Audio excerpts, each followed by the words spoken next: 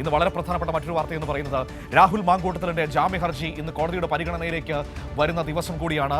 പ്രധാനമായും രാഹുൽ അന്വേഷണത്തോട് സഹകരിക്കുന്നില്ല എന്ന കാര്യം കോടതിയെ അന്വേഷണ സംഘം അറിയിക്കും. ഒപ്പം തന്നെ ഈ ഡിജിറ്റൽ ഡിവൈസുകൾ രാഹുലിന്റെ ലാപ്ടോപ്പിനെയും കണ്ടെത്താനുണ്ട്. അതേസമയം തന്നെ മൊബൈൽ ഫോണിലെ രേഖകൾ പരിശോധിക്കേണ്ടതുണ്ട്. തുടങ്ങിയ കാര്യങ്ങളൊക്കെ ഇന്ന് അന്വേഷണ സംഘം കോടതി അറിയിക്കുമെന്നാണ് നമുക്ക് മനസ്സിലാക്കാൻ കഴിയുന്നത്. ഷാജഹാൻ നമ്മളോടൊപ്പം ചേരുകയാണ് വാർത്തയുടെ വിവരങ്ങൾ പങ്കുവയ്ക്കാനായി. ഷാജിയും സംഘവും കഴിഞ്ഞ കുറേ ദിവസമായി രാഹുൽ മാങ്കൂട്ടത്തിലിന്റെയൊക്കെ പുറകിൽ തന്നെ ഉണ്ടായിരുന്നു വിവിധ വാർത്തകളുമായി. അതുകൊണ്ട് തന്നെ ഒരിക്കൽ കൂടി ഷാജി നമ്മളോടൊപ്പം ചേരുകയാണ്. Shaji, good morning. കഴിഞ്ഞ കുറേ ദിവസങ്ങളായി മാങ്കൂട്ടത്തിലിന്റെ പുറകെയാണ് നിങ്ങളെല്ലാവരും. ഇന്നിപ്പോൾ അയാളുടെ ജാമ്യാപേക്ഷ കോടതിയിലേക്ക് വരുന്ന ദിവസം കൂടിയാണ്. ഞാൻ മനസ്സിലാക്കുന്നത് വിശദമായ വാദം കേൾക്കണമെന്ന് അന്വേഷണ സംഘം ആവശ്യപ്പെടാൻ സാധ്യതയുണ്ട് എന്നാണ്. ഒപ്പം തന്നെ ഈ മാങ്കൂട്ടം അന്വേഷണവുമായി സഹകരിക്കുന്നില്ല എന്നതടക്കമുള്ള കാര്യങ്ങൾ കൃത്യമായി കോടതിയെ ബോധിപ്പിച്ചുകൊണ്ട് മുന്നോട്ട് പോകുമെന്നാണ് മനസ്സിലാക്കുന്നത്.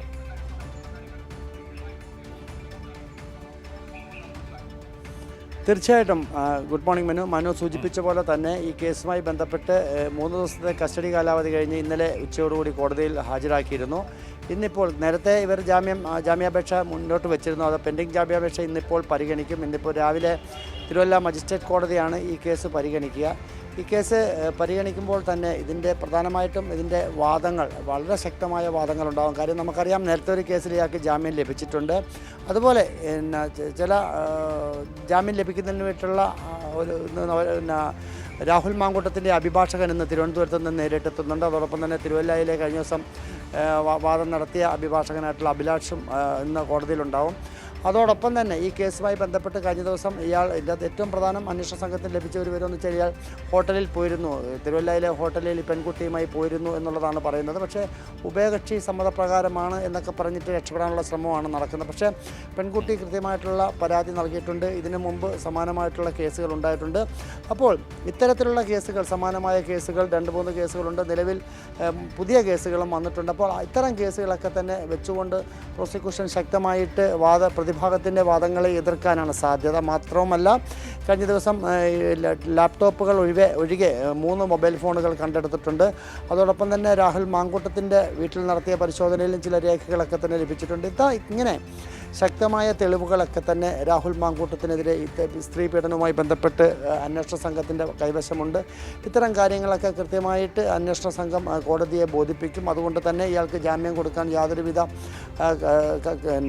അവകാശവുമില്ല. കാര്യം അങ്ങനെ ജാമ്യം കൊടുത്തു കഴിഞ്ഞാൽ നിലവിലുള്ള കേസുകളിലൊക്കെ തന്നെ ഇയാൾ ഇടപെടും. കാര്യം നമുക്കറിയാം, ഈ പെൺകുട്ടികളൊക്കെ തന്നെ മാറി നിൽക്കുന്ന പെൺകുട്ടികൾ, പരാതിയുമായിട്ട് വരാൻ സാധ്യതയുള്ള പെൺകുട്ടികളെയൊക്കെ തന്നെ ശക്തമായ രീതിയിലുള്ള ഭീഷണി സന്ദേശങ്ങളൊക്കെ അയച്ച് അവരെ ഒതുക്കാനുള്ള ശ്രമം നമ്മൾ പലതവണ, ഇതാദ്യമല്ല 2-3 കേസുകളിലൊക്കെ തന്നെ കണ്ടാണ്. അപ്പോൾ ഇനിയും ഇയാൾ കോടതിയിൽ ജയിലിൽ നിന്നും പുറത്തു വന്നു കഴിഞ്ഞാൽ ഈ കേസുകളൊന്നും നിൽക്കില്ല. കാര്യം ഇവരെയൊക്കെ തന്നെ ഭീഷണിപ്പെടുത്തിക്കൊണ്ട്, നമുക്കറിയാം ഇവരൊക്കെ തന്നെ പ്രതിഭാഗത്തു നിന്നും വാദിഭാഗത്തു നിന്നും സ്ത്രീകളാണ്, പെൺകുട്ടികളാണ് എല്ലാം പരാതിക്കാരായിട്ട് രംഗത്തുള്ളത്. ഇവരെയൊക്കെ തന്നെ നല്ല രീതിയിൽ രാഷ്ട്രീയ സ്വാധീനം ഉപയോഗിച്ചും ഗുണ്ടകളെ ഉപയോഗിച്ചുമൊക്കെ തന്നെ ഭീഷണിപ്പെടുത്തി ഇയാളുടെ വശത്തേക്ക് കൊണ്ടുവരാൻ ശ്രമം നടക്കും. അങ്ങനെ വരുമ്പോൾ സ്വാഭാവികമായിട്ടും കേസൊക്കെ തന്നെ പിൻവലിച്ചുകൊണ്ട് ഇയാൾക്ക് വീണ്ടും തിരിച്ചു വരാനുള്ളൊരു അവസരം കിട്ടും. അങ്ങനെ വരുമ്പോൾ അത് നീതിപൂർവമായിട്ടുള്ള ഒരു വിധി ആയിരിക്കത്തില്ല. അങ്ങനെ വരുമ്പോൾ ഇയാൾക്ക് ലഭിക്കുക എന്നുള്ളൊരു കാര്യം കൂടി എടുത്തു പറയേണ്ടതായിട്ടുണ്ട്.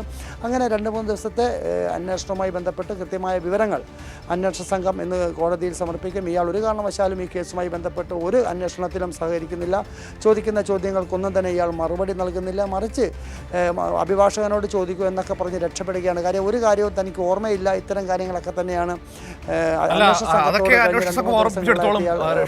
പ്രശ്നമുണ്ടെന്ന് എനിക്ക് തോന്നുന്നില്ല. ഇവിടെ ഒരു പ്രധാനപ്പെട്ട കാര്യമെന്ന് പറയുന്നത്, ഒന്ന്, ഇന്ന് കോടതിയിലേക്ക് ഈ ജാമ്യ ഹർജി എത്തുമ്പോൾ അന്വേഷണ സംഘത്തിന് മുൻപിലുള്ള പ്രധാനപ്പെട്ട വിഷയമെന്ന് പറയുന്നത്, ഒന്ന്, ഈ ഡിജിറ്റൽ തെളിവുകളുടെ പരിശോധന പൂർത്തിയായിട്ടില്ല. അതിന് രാഹുൽ മാങ്കൂട്ടത്തിൽ ലാപ്ടോപ്പ് കണ്ടെടുക്കേണ്ടതുണ്ട്, അത് കിട്ടിയിട്ടില്ല. ഒപ്പം തന്നെ ഈ കണ്ടെടുത്ത ഫോണുകൾ അത് ശാസ്ത്രീയ പരിശോധനയ്ക്ക് അയച്ച് അതിൻ്റെ ഫലത്തിന് വേണ്ടി കാത്തിരിക്കുകയാണ്. കാരണം ഇയാൾ പാസ്വേഡ് നൽകാത്തതുകൊണ്ട് അത് സാങ്കേതിക വിദഗ്ധരെ കൊണ്ട് തുറപ്പിച്ച് അങ്ങനെയാണ് പരിശോധന, അത് ഡിജിറ്റൽ എവിഡൻസായി ശേഖരിച്ചിരിക്കുന്നത്. അപ്പോൾ അതിൻ്റെയൊക്കെ വിവരങ്ങൾ കിട്ടേണ്ടതുണ്ട്.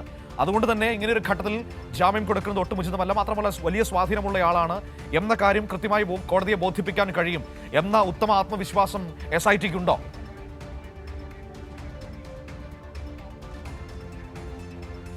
തീർച്ചയായിട്ടും കാര്യം SIT അതായത് പ്രത്യേക അന്വേഷണ സംഘം വളരെ ശക്തമായ രീതിയിലുള്ളൊരു അന്വേഷണമാണ് നടത്തി വരുന്നത്. കൃത്യമായ തെളിവുകളും അതോടൊപ്പം തന്നെ രേഖകളുമൊക്കെ നിരത്തി തന്നെ ആയിരിക്കും പ്രതിഭാഗത്തിൻ്റെ വാദങ്ങളെ ഇവർ തടയുക. കാര്യം അതിന് വളരെ കോൺഫിഡൻസ് ആണ് നമുക്ക് അന്വേഷണ സംഘത്തിൻ്റെ ഭാഗത്തു നിന്ന് കാണാൻ സാധിച്ചത്. അതിൽ ഏറ്റവും വലിയ ഉദാഹരണം ഇങ്ങനെ ഒരു പെൺകുട്ടിയെ കൊണ്ടുവന്നു, അതിന് കൃത്യമായ തെളിവുകൾ കോടതിയിൽ നിന്നും ശേഖരിക്കുന്നു, ഹോട്ടലിൽ നിന്ന് ശേഖരിക്കുന്നു. ഈ ഹോട്ടലിൽ ഇയാൾ രാഹുൽ മാങ്കൂട്ടോ എന്നുള്ളതല്ല, രാഹുൽ VR എന്നൊക്കെ പറഞ്ഞ് തൻ്റെ പേര് പോലും മാറ്റി കൊടുത്തിട്ടാണ് ഒരു MLA അവിടെ റൂം എടുത്തിരിക്കുന്നത് എന്നുള്ള കാര്യവും വളരെ ശ്രദ്ധേയമാണ്. കാര്യം സ്വന്തമായിട്ട് പേരും ഐഡൻറ്റിറ്റിയൊക്കെ ഉള്ള അറിയപ്പെടുന്ന ഒരാൾ അവിടെ വന്ന് റൂം എടുക്കുമ്പോൾ അങ്ങനെ പേരിൽ റൂം എടുക്കേണ്ട കാര്യം എന്താണ് എന്നുള്ളൊരു ചോദ്യവും അവശേഷിക്കുന്നുണ്ട്.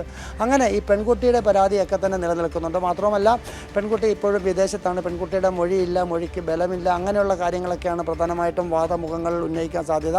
അങ്ങനെ വരുമ്പോൾ തിങ്കളാഴ്ച എംബസിയുമായി ബന്ധപ്പെട്ടുകൊണ്ട് ഈ പെൺകുട്ടിയുടെ രഹസ്യമൊഴി രേഖപ്പെടുത്താൻ കോടതി മുഖാന്തരം രഹസ്യമൊഴി രേഖപ്പെടുത്തുന്നതിന് വേണ്ടിയിട്ടുള്ള അപേക്ഷയും തിങ്കളാഴ്ച കോടതിയിൽ സമർപ്പിക്കും എന്നാണ് നമുക്ക് അറിയാൻ കഴിയുന്നത്. അങ്ങനെ വരുമ്പോൾ ഈ കേസിന് ശക്തമായ പരാതി ഉയർന്നു വരും. കാര്യം നിലവിലത്തെ പരാതി മൊബൈലിലൂടെയുള്ള പരാതിയാണ്, അത് നിലനിൽക്കുന്നതല്ല എന്നൊക്കെയാണ് പറയുമ്പോഴും ഈ പെൺകുട്ടി അയച്ച പരാതിയിൽ, മൊബൈലിലൂടെ നൽകിയ പരാതിയിൽ സിഗ്നേച്ചർ ഇല്ല എന്ന് പറയുന്നു. പക്ഷേ സിഗ്നേച്ചറൊക്കെ തന്നെ കൃത്യമായിട്ട് ഈ പെൺകുട്ടി ഇട്ടയച്ചിട്ടുണ്ട്.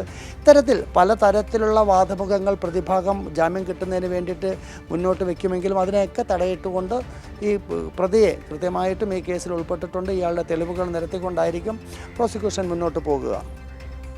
ശരി, നമുക്ക് നോക്കാം. ഏതായാലും ഇന്ന് ജാമ്യ ഹർജി കോടതിയുടെ പരിഗണനയിലേക്ക് വരുന്ന ദിവസം കൂടിയാണ്. ഈ പ്രധാനപ്പെട്ട കാര്യങ്ങളൊക്കെ അന്വേഷണ സംഘം കോടതിയെ ബോധിപ്പിക്കും. ഏതായാലും എന്ത് തീരുമാനം കോടതി എടുക്കുമെന്നത് ഏറ്റവും ആകാംക്ഷയോടെ നമ്മൾ എല്ലാവരും ഇങ്ങനെ കാത്തിരിക്കുകയാണ്.